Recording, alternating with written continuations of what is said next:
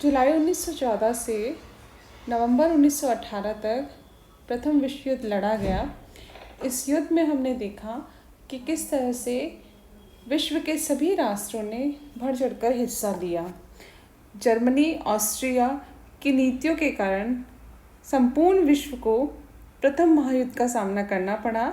इस युद्ध की समाप्ति के पश्चात चूँकि संपूर्ण देश में ये मांग उठने लगी थी कि स्थायी शांति की व्यवस्था की जाए, तो इसलिए विजेता राष्ट्रों ने पराजित राष्ट्रों के साथ शांति संधियां करके आने वाले समय में विश्व को युद्ध न हो इस तरह की व्यवस्था करने की योजना बनाई।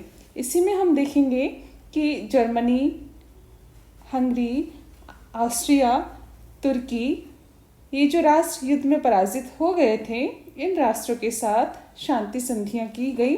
पेरिस में 1919 ईस्वी में शांति सम्मेलन का आयोजन किया गया, जिसमें पराजित राष्ट्रों के साथ विजेता राष्ट्रों ने संधियां की।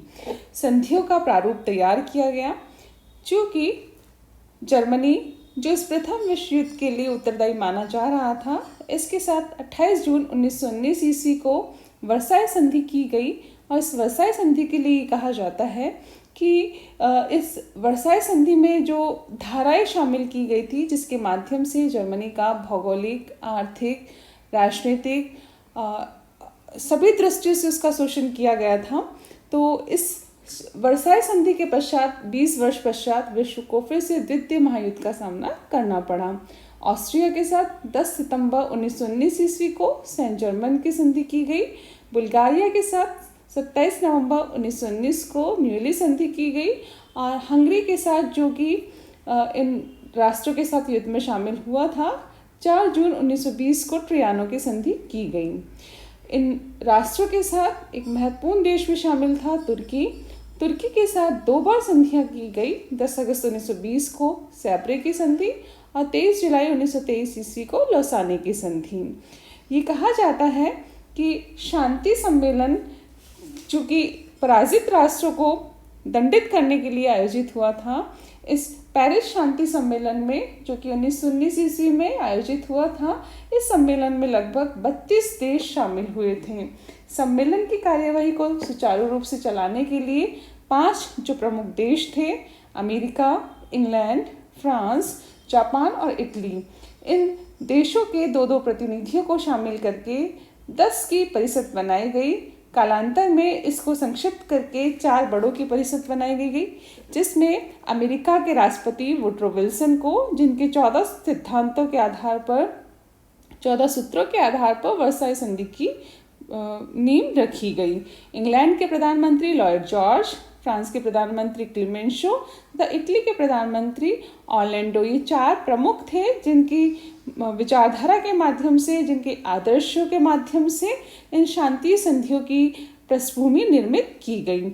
इसी में हम देखेंगे, चूँकि इन राष्ट्रों में विचारधाराओं का अंतर था, जर्मनी के साथ नीतियों को लेकर सभी के विचार अलग अलग थे। विल्सन एक आदर्शवादी था, जिसका ये मानना था कि लोकतंत्र व राष्ट्रीय आत्मनिर्णय के सिद्धांतों तथा राष्ट्रसंघ जो विश्व को युद्धों से बचा के रखे, इस तरह की संस्था की पृष्ठभूमि वुड्रो विल्सन के सिद्धांतों में थी। 14 सूत्रों में उन्होंने ये सिद्धांत दिया था।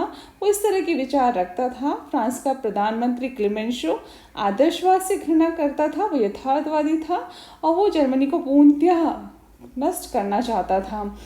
और चूँकि इंग्लैंड का प्रधानमंत्री लॉर्ड जॉर्ज विल्सन के 14 सूत्रों में से कुछ को मानने के लिए तैयार था, परंतु वह भी नहीं चाहता था कि फ्रांस ज़्यादा शक्तिशाली हो जाए।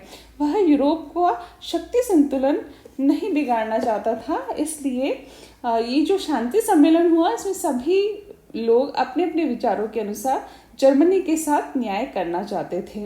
इसी में हम देखेंगे कि वर्साई की जो संधि की गई जर्मनी के साथ, इस वर्साई संधि में कुछ धारा इस तरह की शामिल की गई थी जिसे जर्मनी ने अपना अपमान माना। भौगोलिक दृष्टि से, आर्थिक दृष्टि से तो उसको पंगु बनाने का विचार इस संधि में था ही, साथ ही उसको पूर्णतया नष्ट करने की बात भी इस संधि के माध्यम से रखी गई थी। इस संधि के अनुसार जर्मनी के साथ जो वर्साई संधि हुई थी, इसमें जो उसकी प्रादेशिक व्यवस्था की गई थी, जर्मनी से अल्सस लॉरेन का जो प्रांत था वो फ्रांस को उसको सौंपना पड़ा। खनिज पदार्थों से संपन्न जो जर्मनी की सार घाटी का क्षेत्र था वो 15 वर्ष के लिए फ्रांस को दे दिया गया, परंतु इस पर राष्ट्रसंघ की व्यवस्था स्थापित की गई थी। इसी तरह जो स्लेस्विक का क्षेत्र था, जनमत संग्रह के आधार पर उत्तरी स्लेस्विक डेनमार्क को दिया गया, दक्षिणी स्लेस्विक जर्मनी के पास ही रहा। इसी तरह इस संधि में जर्मनी, ऑस्ट्रिया, रूस के पोल क्षेत्र को लेकर स्वतंत्र पोलैंड का निर्माण किया गया। जर्मनी को डैनजिंग का बंदरगाह राष्ट्रसंघ के संरक्षण में छोड़ना पड़ा। जर्मनी को समुद्र पार के अपने विस्तृत उपनिवेशों पर सारे अधिकार मित्र राष्ट्र को देने पड़े।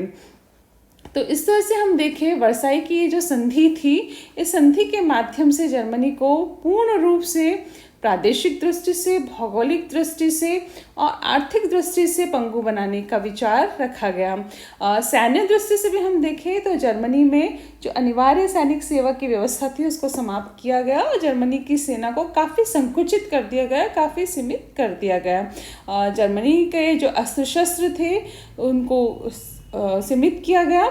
जर्मनी की जो वायुसेना थी इसको समाप्त किया गया। आर्थिक दृष्टि से यदि हम देखें तो युद्ध का उत्तरदायित्व जर्मनी पे डालते हुए युद्ध क्षतिपूर्ति का भार उस पे डाला गया।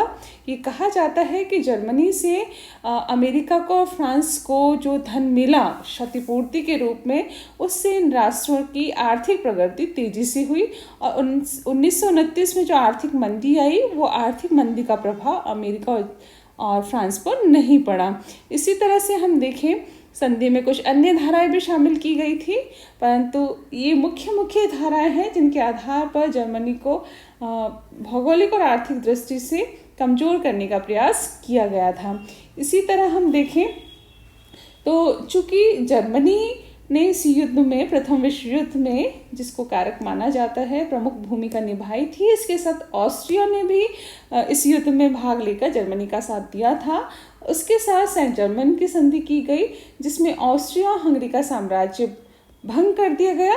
इटली को इस युद्ध में ऑस्ट्रिया से दक्षिणी टिरोल, ट्रेंटिनो, इस्ट्रिया एवं डाल्मेशिया के तटवर्ती क्षेत्र प्राप्त हुए। हंगरी के साथ जो ट्राइनो संधि की गई 4 जून 1920 ईस्वी को, इससे हंगरी ऑस्ट्रिया से पृथक हुआ। उसे बुर्जनलैंड क्षेत्र ऑस्ट्रिया को, स्लोवाक प्रदेश चेकोस्लोवाकिया को और रोमानिया को, ट्रांसिल्वानिया और यूगोस्लाविया को क्रोएशिया का क्षेत्र देना पड़ा। अर्थात हंगरी का भी भौगोलिक दृष्टि से विच्छेदीकरण किया गया।